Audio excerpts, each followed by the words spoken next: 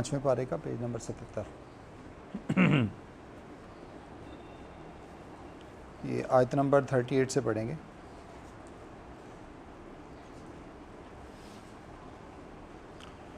اعوذ باللہ من الشیطان الرجیم. بسم اللہ الرحمن الرحیم. والذین ينفقون أموالهم رئاء الناس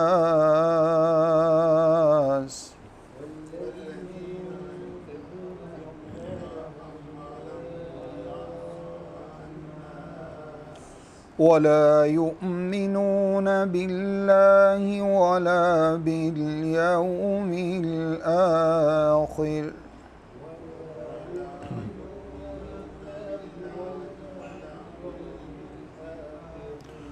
ومن يكن الشيطان له قرينا فساء قرينا.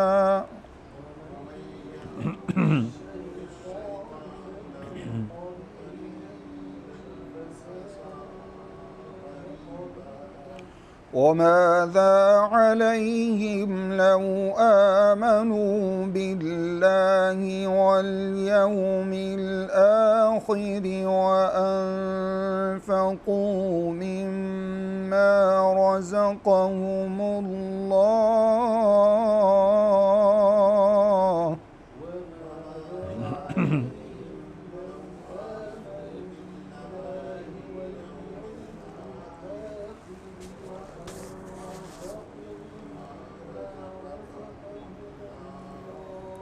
وكان الله بهم عليما.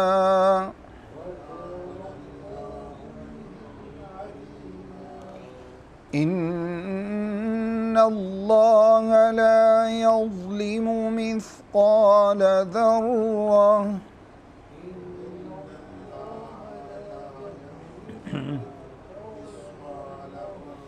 وإن تك حسنة يضاعفها ويؤت من لدنه أجرا عظيما.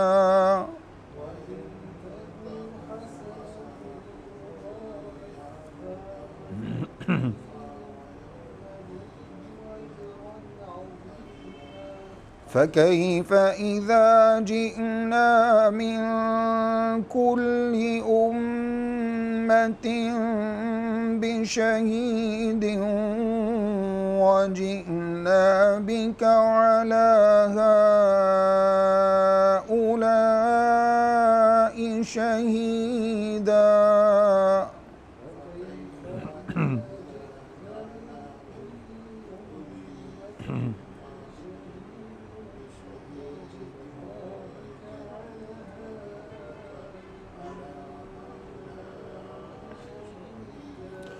يومئذ يود الذين كفروا وعصوا الرسول لو تسوى بهم الأرض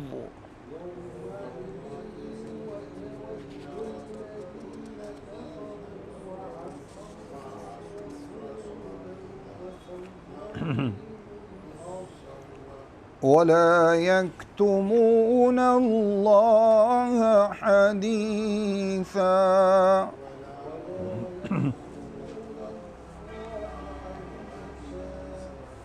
بسم اللہ الرحمن الرحیم. الحمد للہ رب العالمین والصلاة والسلام علی سید المرسلین وعلی آلہ وصحبہ اجمعین. اما بعد. سورۃ النساء آیت نمبر 38. اللہ رب العزت کا ارشاد گرامی ہے والذین ينفقون اموالهم رئاء الناس، اور وہ لوگ جو اپنے مالوں کو خرچ کرتے ہیں لوگوں کو دکھانے کے لیے، ولا یؤمنون باللہ ولا بالیوم الآخر، اور وہ اللہ اور قیامت کے دن پر ایمان نہیں رکھتے. وعلیکم السلام ورحمۃ اللہ وبرکاتہ. ومن یکن الشیطان له قرینا، اور وہ شخص جس کا شیطان دوست بن جائے فساء قرینا، تو یقیناً وہ تو بہت ہی برا دوست ہے۔ قرآن لے لیجیے، پیج نمبر 77 ہے۔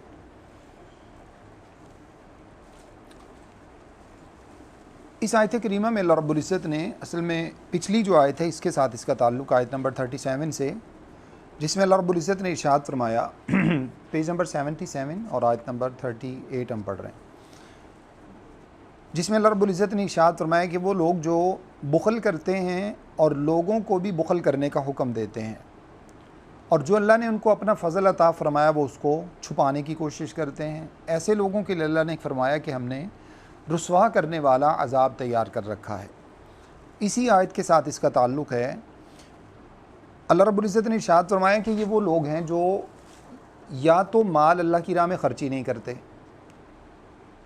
اللہ کی راہ میں نہ خرچ کرتے ہیں اور نہ ہی خرچ کرنے کا حکم دیتے ہیں، بلکہ لوگوں کو بھی منع کرتے ہیں کہ وہ اللہ کی راہ میں خرچ نہ کریں۔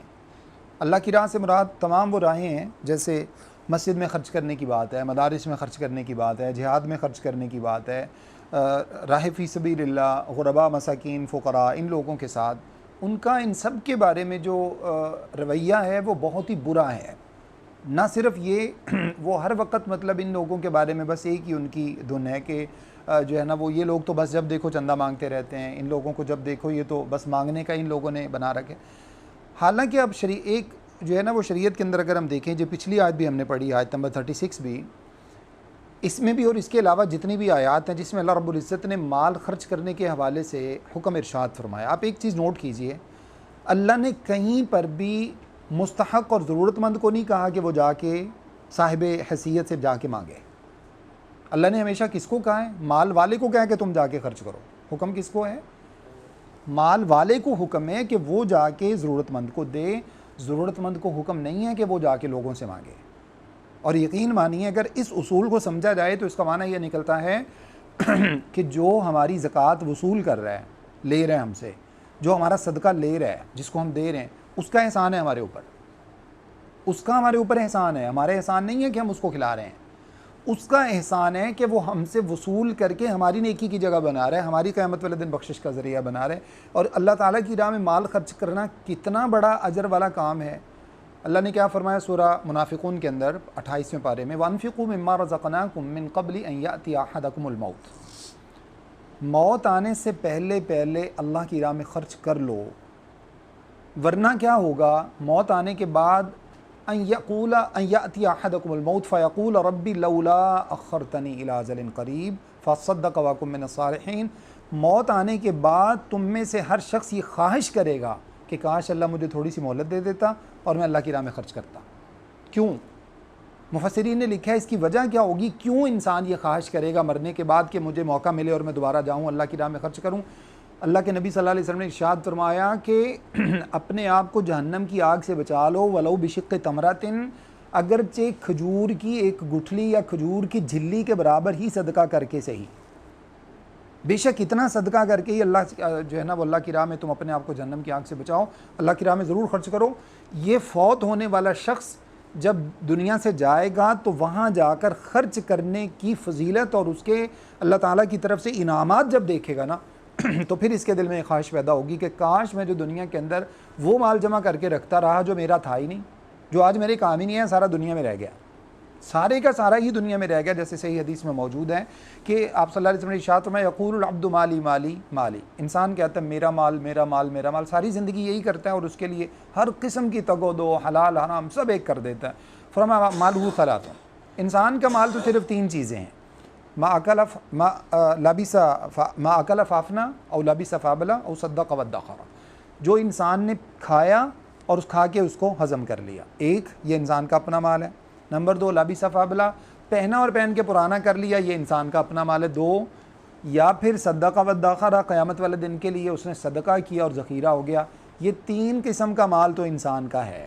باقی حدیث کے اگلے الفاظ یہ ہیں کہ وما باقیہ، جو باقی بچا، بینک میں پڑا ہوا ہے، پراپرٹی ہے، جائیداد ہے، کاروبار میں لگا ہوا ہے، بزنس میں لگا ہوا ہے، جو کچھ بھی ہے، فرمایا وما باقیہ فہو ذاہب وتارک للناس، یہ چلا جائے گا لوگوں کے لیے چھوڑ جائے گا، وہ لوگوں کا ہے، وہ اس کا نہیں ہے۔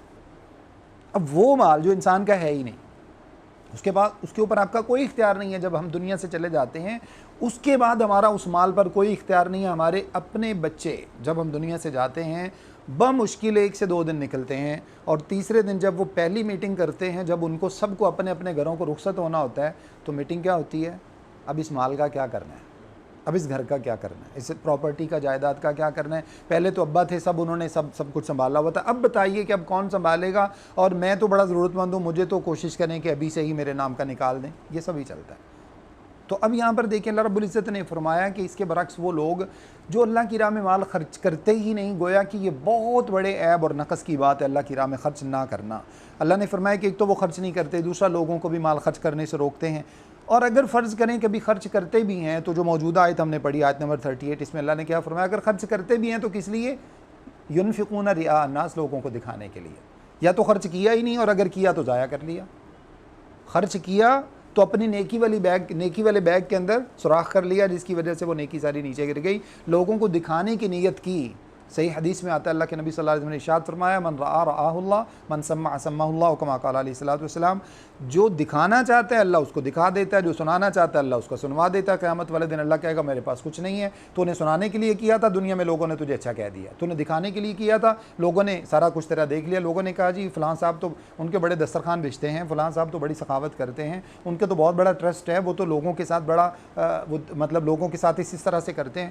یہ تم نے چاہا تھا، یہ ہو گیا، آج ہمارے پاس کچھ نہیں ہے. تو اللہ نے فرمایا اس طرح کے لوگ ہر 2 صورت میں نقصان میں رہتے ہیں. خرچ کرتے نہیں ہیں تب نقصان میں، خرچ کرتے ہیں تو لوگوں کو دکھانے کے لیے، اللہ نے فرمایا تب بھی ان کا نقصان ہی ہوتا ہے. اور پھر وجہ کیا؟ ولا یؤمنون باللہ ولا بالیوم الآخر، اللہ اور قیامت کے دن پر ان لوگوں کا یقین نہیں ہوتا. ایک تو بنیادی طور پر اس سے کفار مراد ہیں، جو اگر خرچ کرتے ہیں تو ان کا دنیا کے اندر ہی رہ جاتا ہے، قیامت والے دن ان کے لیے کوئی حصہ نہیں ہے. وما لهم في الآخرة من خلاق ومنهم من يقول ربنا آتنا. سورہ بقرہ میں اللہ نے فرمایا کچھ لوگ ایسے ہیں جو کہتے ہیں بس اللہ ہمیں دنیا دے دے، دنیا دے دے، دنیا دے دے. تو اللہ کیا فرماتے ہیں؟ ہم ان کو دنیا دے دیتے ہیں. وما لهم في الآخرة من خلاق، آخرت میں ان کے لیے کچھ نہیں ہے. اور ان میں سے دوسرے کچھ لوگ وہ ہیں جو کیا کہتے ہیں؟ ومنهم من يقول ربنا آتنا فی الدنیا حسنہ وفی الآخرۃ حسنہ وقنا عذاب النار اولئک لهم نصیب مما کسبوا. اللہ فرماتے ہیں دوسرا وہ طبقہ ہے جو کہتا ہے اے اللہ دنیا میں بھی بھلائیاں دے دے، آخرت کی بھلائیاں بھی دے دے. اللہ فرماتے ہیں یہ ہیں اصل میں وہ کامیاب لوگ جن کو قیامت والے دن اللہ رب العزت کامیاب فرمائیں گے.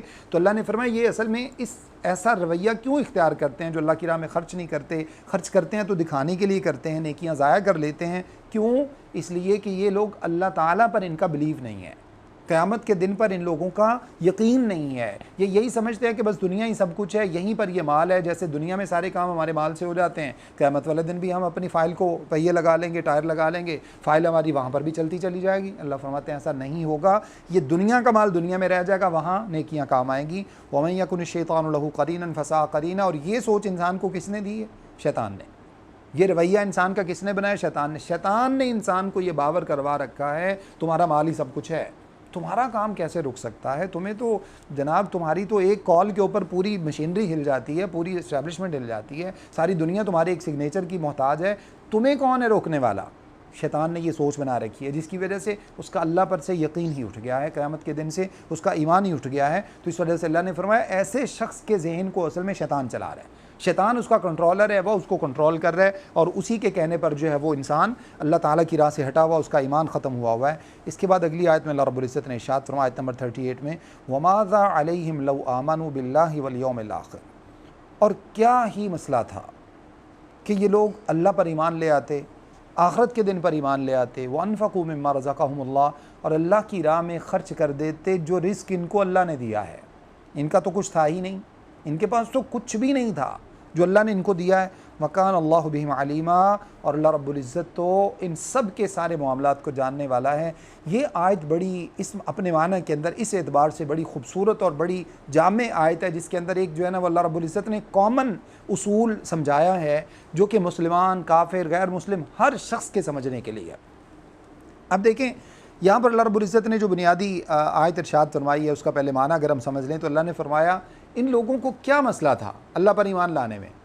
جیسے اللہ نے کہا کہ اتقتلون رجلا ان یقول ربی اللہ، تم ایک بندے کو، موسیٰ علیہ السلام کے بارے میں انہی کی قوم میں سے ایک بندہ جو ایمان لے آیا تھا اس نے کیا کہا؟ اتقتلون رجلا ان یقول ربی اللہ، تم ایک بندے کو صرف اس وجہ سے قتل کرتے ہو کہ وہ کہہ رہا ہے میرا رب اللہ ہے، تمہیں کیا تکلیف ہے؟ تمہیں اس بات سے کیا پریشانی ہے کہ موسیٰ علیہ السلام کہتا بھی میرا رب اللہ ہے تو اس کو ماننے دو؟ تم بتوں کے پیچھے لگے ہو، تم بتوں کی پوجا کر رہے ہو، اگر موسیٰ علیہ السلام نے کہہ دیا میرا رب اللہ ہے تو تمہیں پریشانی کیا ہے؟ ایک اللہ کی بات کرنے والے سے لوگوں کی چڑ، لوگوں کی جیلسی، لوگوں کی پریشانی، ان کو الجھن. بائی دا وے اگر ہم کامن سینس سے بھی سوچیں تو اللہ کی بات کرنے والے سے لوگوں کو کیا پریشانی ہو سکتی ہے؟ کیا وہ لوگوں کا مال ضائع کر رہے ہیں؟ کیا وہ لوگوں کی عزتوں پہ حملہ کر رہے ہیں؟ کیا وہ لوگوں کو کہہ رہے ہیں کہ تم اپنی جانیں ضائع کر دو؟ کیا وہ لوگوں کو کہہ رہے ہیں اپنا گھر بار سارا اٹھا کے جو ہے نا وہ تم ختم کر دو؟ کیا ان کو کہہ رہے ہیں کہ تم زندگی جینا چھوڑ دو؟ کیا ان کو کہہ رہے ہیں بزنس کرنا چھوڑ دو؟ کچھ بھی تو نہیں کہہ رہا وہ. ایک مسجد کے مولوی سے اگر وہ اللہ کی بات کرتا ہے، لوگوں کو کہتا ہے جھوٹ چھوڑ دو، لوگوں کو کہتا ہے کہ تم دھوکہ چھوڑ دو، لوگوں کو کہتا ہے کہ تم اللہ کی طرف آ جاؤ، نبی صلی اللہ علیہ وسلم کی طرف آ جاؤ، فضول خرچی نہ کرو، کتنے غریبوں کا بھلا ہو جائے گا. وہ کہتا ہے کہ شادیاں سادگی سے کرو، کتنے غریبوں کی بچیاں اٹھ جائے گی اسی چھوٹے چھوٹے اصولوں سے. یہ اللہ تعالیٰ کی تعلیمات ہیں. یہ کامن بات بھی انسان کو سمجھ میں نہیں آتی. اللہ رب العزت ارشاد فرماتے ہیں یہی جو لوگ اللہ پر ایمان نہیں رکھتے، یوم آخرت پر ایمان نہیں رکھتے، اور جو ہے وہ اللہ تعالیٰ کی راہ میں اللہ کا دیا ہوا مال خرچ نہیں کرتے. یہ بات بھی بڑے پوائنٹ کی ہے.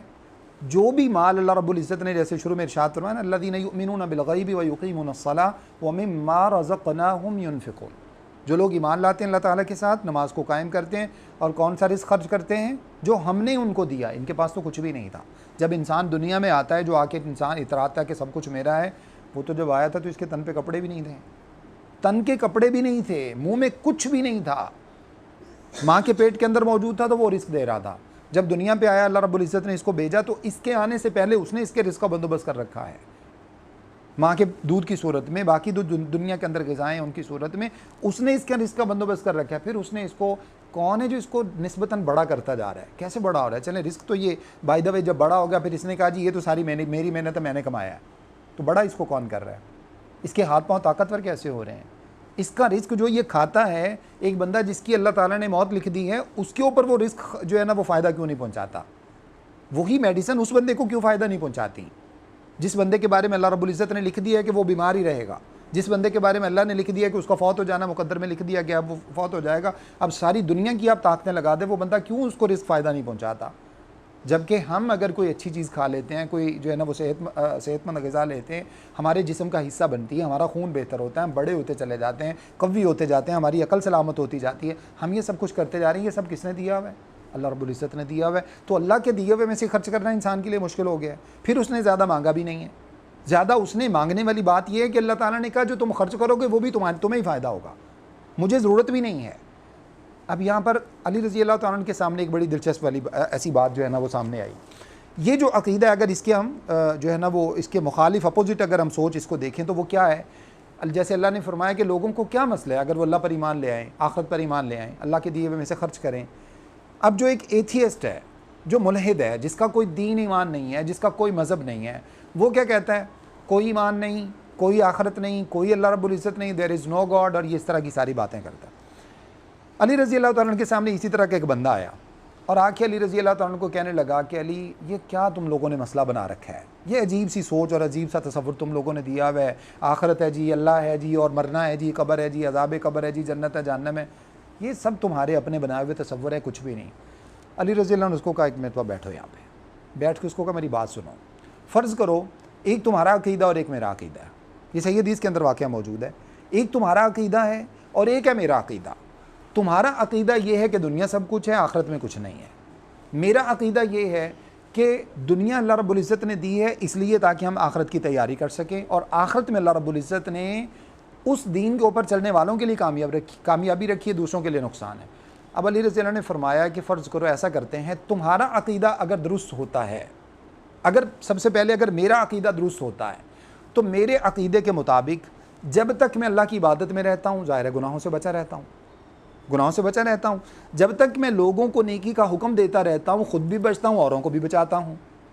اس کا بینیفٹ مجھے تو ملے گا، تمہیں نہیں ملے گا، کیونکہ تمہارا یہ عقیدہ نہیں ہے. تمہیں نہیں ملے گا، مجھے ملے گا، کیونکہ اگر میرا عقیدہ درست ہوتا ہے. فرض کرو اگر ہم اس کو لاجک پہ ہی پرکھ لیں، اصولی طور پہ تو اس کو ایمان پہ پرکھنا چاہیے نا.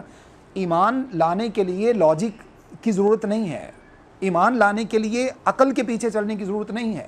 لیکن علی رضی اللہ نے ارشاد فرمایا کہ اگر ہم تمہارے کہنے کے مطابق اس کو عقل کے اصول پر بھی پرکھ لیں تو اس کے مطابق جب تک میں دنیا میں اچھائی کر رہا ہوں میں فائدے میں ہوں، قیامت والے دن اس کا مجھے بینیفٹ ملے گا. اگر میں لوگوں کو نیکی کا حکم دے رہا ہوں تو ان کا بینیفٹ بھی قیامت والے دن مجھے ملے گا، تم خسارے میں ہو، ٹھیک ہے؟ اور اگر فرض کرو تمہارا عقیدہ درست ہوتا ہے تو تمہارے عقیدے کے مطابق کل میں اور تم دونوں برابر ہوں گے، ٹھیک ہے؟ تو نقصان میں کون رہا؟ اب وہ پریشان ہو گیا، فوراً اس نے ایمان قبول کر لیا، اس بات کے اوپر ایمان لے آیا کہ واقعی اگر یہ بات ہے تو پھر تو یقیناً جو نیکی کر رہے ہیں وہی فائدہ مند ہیں۔ اللہ تعالیٰ ہم سب کو بھی یہ اصول سمجھنے کی توفیق عطا فرمائے۔ اللہ نے فرمایا وَكَانَ اللَّهُ بِمَا عَلِيمًا، جو کچھ بھی دنیا کے اندر لوگ کر رہے ہیں سب سے اللہ رب العزت واقف ہے، سب کو اللہ تعالیٰ جاننے والا ہے۔ ان اللہ لا یظلم مثقال ذرہ، آیت نمبر 40 میں اللہ رب العزت ارشاد فرماتے ہیں یقیناً اللہ رب العزت کسی بھی شخص کے اوپر ایک ذرہ کے برابر بھی کوئی ظلم نہیں کرتا۔ وَإِن تَكُ حَسَنَةً يُضَاعِفْهَا، اگر کوئی شخص نیکی کر لے تو اللہ تعالیٰ اس نیکی کو بڑھاتا چلا جاتا ہے، بہت زیادہ بڑھا دیتا ہے۔ وَيُؤْتِ مِن لَدُنْهُ أَجْرًا عَظِيمًا، اور اس کے بعد اللہ تعالیٰ اس کو اپنے پاس سے مزید بھی عطا فرماتا ہے۔ یہ اللہ تعالیٰ کی طرف سے ایک بڑا ہی پیارا اصول ہے، بہت ہی اللہ تعالیٰ نے اپنے بندوں کے اوپر رحم والا معاملہ فرمایا ہے۔ پہلی بات کیا ہے کہ اللہ تعالیٰ کسی بندے کے اوپر ظلم نہیں کرتا، جیسے قرآن میں دوسری آیت میں سورہ یونس میں اللہ رب العزت نے ارشاد فرمایا ان اللہ لا یظلم الناس، اللہ تعالیٰ لوگوں پر ظلم نہیں کرتا، ولیکن الناس انفسهم یظلمون، لوگ اپنے اوپر خود ظلم کرتے ہیں۔ انسان کا سب سے بڑا دشمن بتائیں کون ہے؟ انسان خود، سب سے بڑا دشمن انسان خود ہے۔ کوئی رکاوٹ نہیں ہے ایمان لانے میں، کوئی رکاوٹ نہیں ہے قیامت والے دن کے اوپر یقین کرنے میں، کوئی رکاوٹ نہیں ہے نماز پڑھنے میں، کوئی رکاوٹ نہیں ہے پردہ کرنے میں، کوئی رکاوٹ نہیں ہے اللہ تعالیٰ کی فرما برداری کرنے میں، نبی صلی اللہ علیہ وسلم کی فرما برداری کرنے میں۔ نہ پیسے لگتے ہیں بلکہ فرما برداری کرنے میں پیسے بچتے ہیں، فرما برداری کرنے میں سیونگ ہوتی ہے، بچت ہوتی ہے۔ جہاں پر بھی آپ شریعت کے اوپر چلیں گے آپ کو بچت ہوگی، یہ شریعت کا اصول ہے۔ تو سب سے بڑا دشمن انسان خود ہے۔ اگر فرض کریں کہ انسان برائی کرتا ہے، گناہ کرتا ہے، یہ برائی اللہ نے حکم نہیں دیا اس کو، یہ اپنی مرضی سے کرتا ہے اور شیطان کے کہنے پر کرتا ہے۔ اور برائی کرنے کے بعد فرض کیجئے کہ ایک بندے نے دنیا کے اندر رہتے ہوئے زندگی بھر اس نے برائیاں کی ہیں، ملٹیپل اس نے برائیاں کی ہیں۔ اب قیامت والے دن جیسے ایک عام اصول ہے، عقلی جو اصول ہے اس کے مطابق تو یہ ہونا چاہیے نا کہ یہ بندہ سب سے نچلے والے جو ہے نا وہ گڑھے کے اندر جا کر گرے، لیکن اللہ اس کے ساتھ ایسا نہیں کرتا۔ اس نے ایک بھی نیکی کر رکھی ہے نا دنیا کے اندر تو اللہ وہ نیکی بھی اس کی ترازو کے اوپر قیامت والے دن تولے گا۔ ساری زندگی کی برائیوں کے باوجود، صحیح حدیث میں واقعہ موجود ہے جس کو حدیث بطاقہ کہا جاتا ہے، بطاقہ کارڈ کو کہتے ہیں۔ حدیث بطاقہ ہے، اس کی مختصر طور پر جو ہے نا وہ اس کا مفہوم یہ ہے کہ قیامت والے دن ایک بندہ آئے گا، اس کے پاس گناہوں کے رجسٹر اتنے ہوں گے کہ زمین سے لے کر آسمان تک کا سارا اسپیس گناہوں سے بھرا ہوا ہوگا، رجسٹر ہوں گے اس کے گناہوں کے۔ اس کے جب وہ پلڑے میں رکھے جائیں گے نا، وہ ترازو کے اندر جب وہ رکھے جائیں گے اس کے گناہ، تو اس کا جو گناہوں والا پلڑا ہوگا جھک جائے گا، نیکی والا پلڑا وہ کھڑا ہوا ہے، کیونکہ نیکی تو زندگی میں ہے ہی نہیں کوئی۔ اللہ رب العزت ارشاد فرمائیں گے اس کی کوئی نیکی تلاش کرو، فرشتوں کو کہیں گے اس کی کوئی نیکی تلاش کرو۔ اب دیکھیں اللہ بخشنا چاہتے ہیں، بندہ نہیں بخشوانا چاہتا اپنے آپ کو، اس کی کوئی نیکی نہیں ملے گی۔ حتیٰ کہ ایک فرشتہ آئے گا اور آ کر کہے گا اللہ رب العزت ایک چھوٹا سا کارڈ اس کے پاس ہوگا، چھوٹی سی ایک پرچی ہوگی، وہ پرچی لا کے جب وہ لائے گا نا سامنے، بندہ دیکھے گا اس کی طرف، فرشتے کی طرف، اس کو دیکھے پھر مایوس ہو جائے گا۔ کیسے مایوس ہوگا؟ ایک طرف تو پورا ترازو بھرا ہوا ہے گناہوں کے رجسٹروں کے ساتھ، اور دوسری طرف ایک پرچی کیا کرے گی؟ اللہ رب العزت اس فرشتے کو فرمائیں گے کہ یہ پرچی اس دوسرے ترازو میں رکھ دو۔ جیسے ہی وہ پرچی اس ترازو کے اندر رکھی جائے گی تو وہ پلڑا نیچے آ جائے گا، گناہوں کا پلڑا اوپر چلا جائے گا۔ اب اس پرچی کے اوپر لکھا ہوا کیا ہوگا؟ لا الہ الا اللہ، صرف اللہ رب العزت کا نام اور اللہ تعالیٰ کی توحید کا اقرار اس کے اندر لکھا ہوا ہوگا۔ اس ایک کلمہ کی برکت سے سارے گناہ اللہ رب العزت اس بندے کو معاف فرما دیں گے۔ تو یہاں سے اندازہ لگائیں اللہ نے کیا فرمایا، اللہ بندے پر ظلم نہیں کرتا۔ اگر بندہ ہی گناہوں سے نہ بچنا چاہے تو پھر اس میں اللہ رب العزت کی مرضی نہیں ہے۔ اور پھر اگر کوئی شخص گناہ کر لیتا ہے تو صحیح مسلم کی حدیث کے مطابق اس بندے کا ایک گناہ لکھا جاتا ہے۔ کب؟ جب بندہ گناہ کا ارادہ کرتا ہے، اللہ فرشتے کو منع کر دیتا ہے ابھی گناہ نہیں لکھنا، پھر وہ بندہ اس گناہ کو اللہ کے ڈر سے اگر نہیں عملی جامہ پہناتا اور چھوڑ دیتا ہے، اللہ کہتا ہے اس کی نیکی لکھ دو، حالانکہ اس نے کوئی نیکی نہیں کی، اس نے کیا کیا؟ گناہ کا ارادہ کیا، گناہ کو عملی طور پر کر نہیں سکا، اللہ فرماتے ہیں نیکی لکھ دو کیونکہ اس نے میرے ڈر سے گناہ چھوڑ دیا ہے۔ پھر اگر فرض کریں کہ وہ گناہ کر لیتا ہے، رات میں اس نے گناہ کیا، فرشتہ لکھنے لگتا ہے، اللہ منع فرما دیتے ہیں، فرماتے ہیں ابھی نہیں لکھو۔ فرشتہ کہتا ہے اللہ رب العزت اس نے گناہ کر لی ہے، اللہ فرماتے ہیں مجھے علم ہے کہ اس نے گناہ کر لی ہے، شاید یہ سونے سے پہلے توبہ کر لے۔ شاید سونے سے پہلے توبہ کر لے. صبح میں گناہ کیا, اللہ فرماتے ہیں شام تک انتظار کرو, شاید اس کے دل میں آئے اور یہ میرا بندہ توبہ کر لے. توبہ کرتا ہے, اللہ گناہ بھی معاف کر دیتا ہے, اللہ اس کے اوپر جو ہے وہ اجر بھی عطا فرماتا ہے, اللہ اس کے لیے جنت بھی لکھ دیتا ہے. اور اگر جب پہروں گزر جاتے ہیں تو اللہ رب العزت فرشتے کو فرماتے ہیں اس کا ایک گناہ لکھ دو, کیونکہ اس نے ایک گناہ کیا ہے. اور اس کے برعکس جب انسان نیکی کا ارادہ کرتا ہے, اللہ فرشتے کو فرماتے ہیں اس کا میٹر آن کر دو, نیکیوں کا میٹر آن کر دو, اب نیکیاں اس کی لکھی جانا شروع ہو چکی ہیں.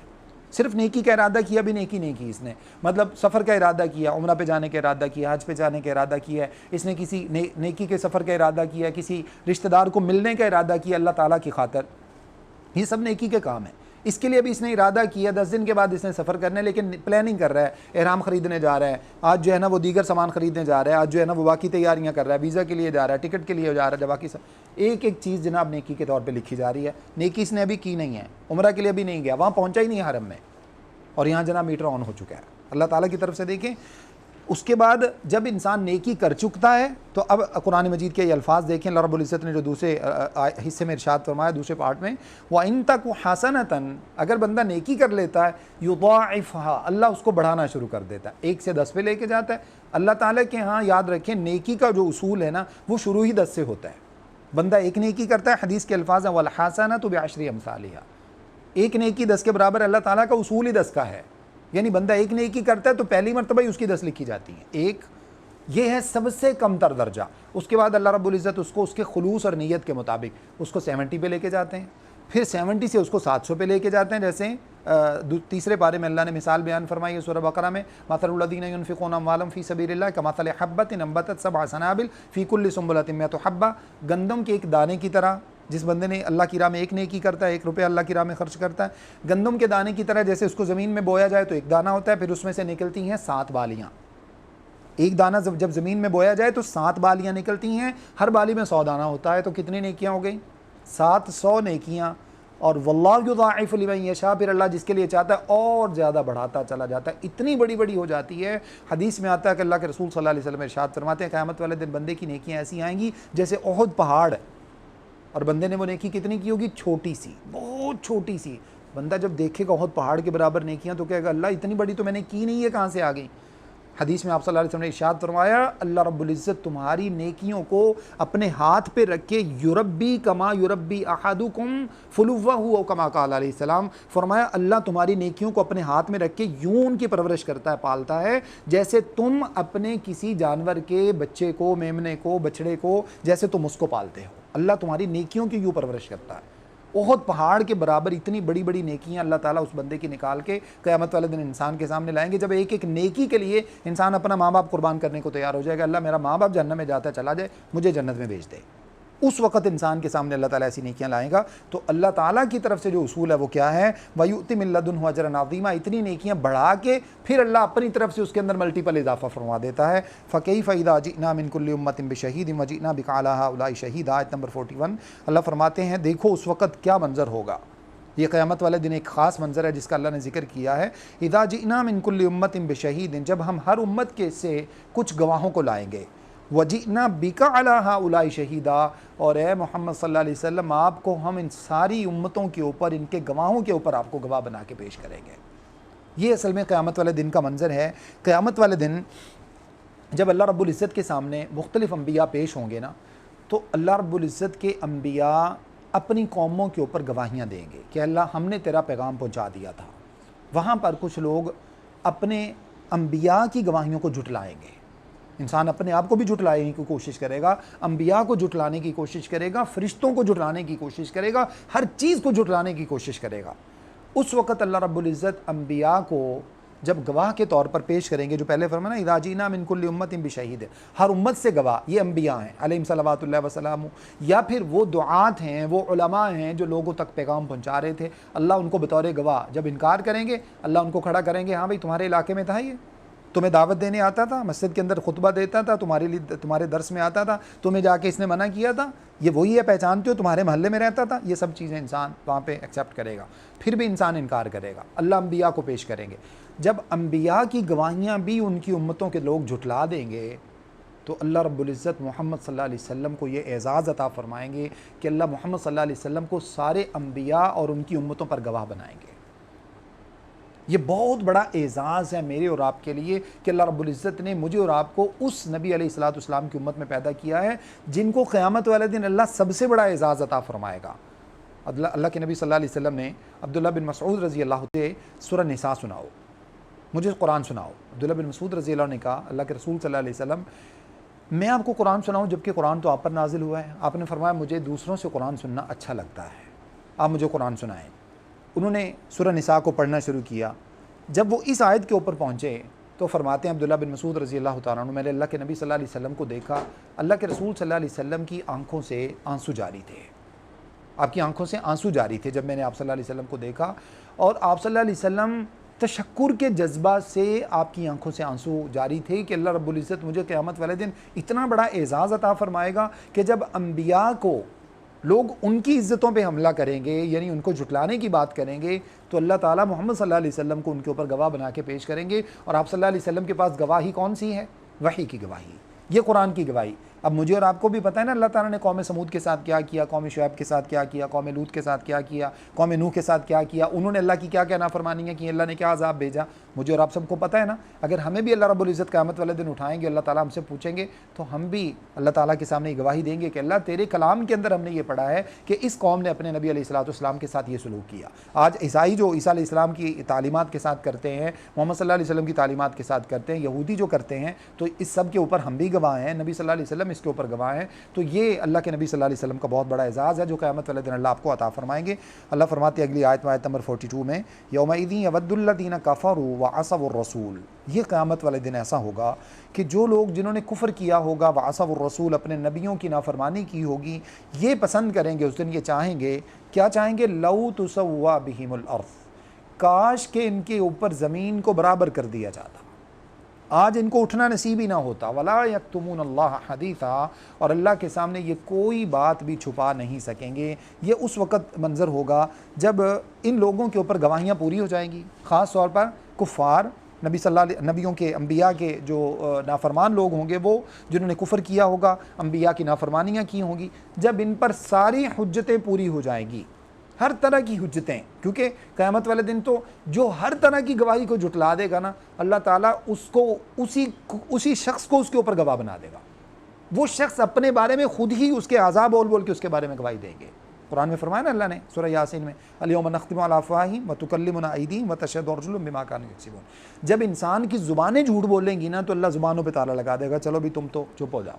اب دیکھو ذرا ہوتا کیا ہے، اب انسان کا ہاتھ بولے گا، باقی تو آپ سب کو جھٹلا سکتے ہیں، اس کو تو نہیں جھٹلا سکتے۔ یہ بولے گا میرے ساتھ تم نے سائن کیے تھے، یہ بولے گا میرے ساتھ تم نے فلاں پر ظلم کیا تھا، پاؤں بول کے کہیں گے میرے ساتھ تم چل کے گئے تھے، اتنے قدم جب تم چلے تھے تو فلاں جگہ گناہ کرنے پہنچے تھے۔ اب انسان کس کو جھٹلائے گا؟ انسان کا جسم اپنے بارے میں جب گواہی دے دے گا۔ اب ساری گواہیاں پوری ہونے کے بعد اب یہ خواہش کرے گا، کیا کئی طرح کی خواہشات ہیں، کیا جیسے اللہ نے دوسری آیت میں ذکر فرمایا یا لیتنی کنت ترابا، کہے گا کاش میں مٹی ہو جاتا، یا پھر کیا کہے گا وَأَمَّا مَنْ أُوتِيَ كِتَابَهُ بِشِمَالِهِ فَيَقُولُ يَا لَيْتَنِي لَمْ أُوتَ كِتَابِيَهْ، جب اس کا اعمال نامہ اس کے بائیں ہاتھ میں دیا جائے گا تو کہے گا کاش آج میرا نامہ اعمال مجھے دیکھنا نصیب نہ ہوتا، یا لیتہا کانت القاضیہ، کاش کہ موت ہی فیصلہ کن ہو جاتی، آج اٹھنا نصیب نہ ہوتا۔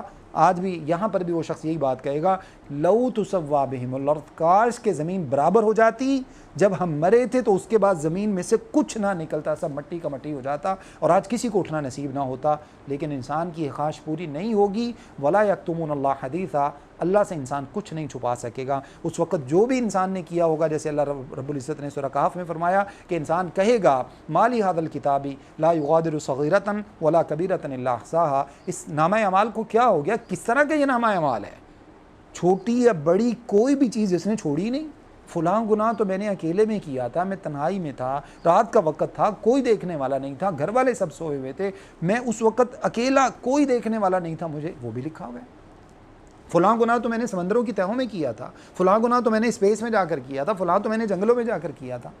سب کا سب انسان قیامت والے دن خود بول کے گئے گا یہ کس طرح کی کتاب ہے جس نے سب کچھ پیش کر دیا۔ تو اللہ نے فرمایا ولا یکتمون اللہ حدیثا، اللہ سے کچھ نہیں چھپا سکیں گے، اللہ کے سامنے سب کچھ ظاہر ہوگا۔ اللہ سے دعا ہے کہ جو کچھ میں نے آپ کے سامنے بیان کیا مجھے اور آپ سب کو سمجھنے، عمل کرنے اور آگے پہنچانے کی توفیق عطا فرمائے۔ استغفر اللہ لی ولکم ولسائر المسلمین۔